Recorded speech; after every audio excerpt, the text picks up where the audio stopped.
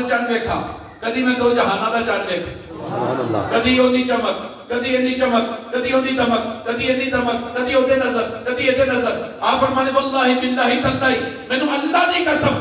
میں ویکھیا جدو کملی والے آئے نے پتہ ہی نہیں لگ رہا چودھویں دا چند گیا کیڑے پاس نعرہ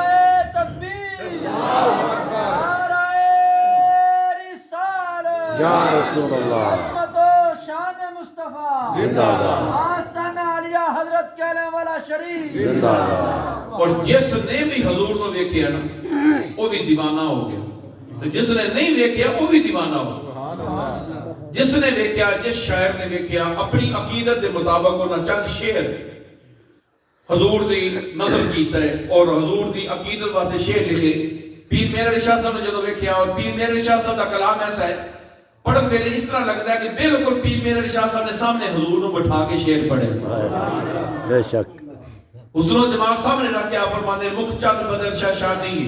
متھے چم کے لاڈ نورانی کالی زلف اک مستانی مخمور رکھی ہن پر بریاں اس صورت نو میں جان آکھاں گے جانے جہان آکھاں سچ آکھاں تے رب دی شان آکھاں یہ شان تو شانہ سب بنیاں سبحان اللہ ما اجمل کا ما آسن کا کتھے مہد علی کتھے تیری ثنا مشتاق اکھی کتھے جاڑیاں اور میرے اعلیٰ حضرت شیر ربانی ہر نماز دوبارہ ایک نعت پڑھ رہے سن آپ فرماتے سن ہے جسم معطر سراج منیرہ ماشاءاللہ دونوں کیا سبحان اللہ میں تقریر ختم کر رہا ہے مجھے پتا ہے ختم پاک دی محفل ہے تسی بھی ماشاءاللہ مہمان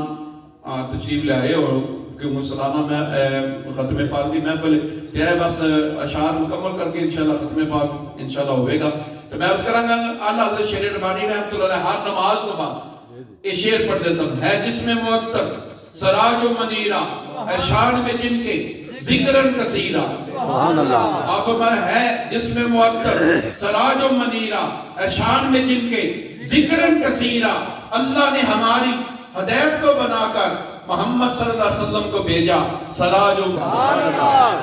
حضور دا حسن و جمال جب حضور ہجرت مدینہ فرما کے کچھ صحابی پچھو رلے زیارت واسطے تے رستے وچ ایک صحابیہ ملی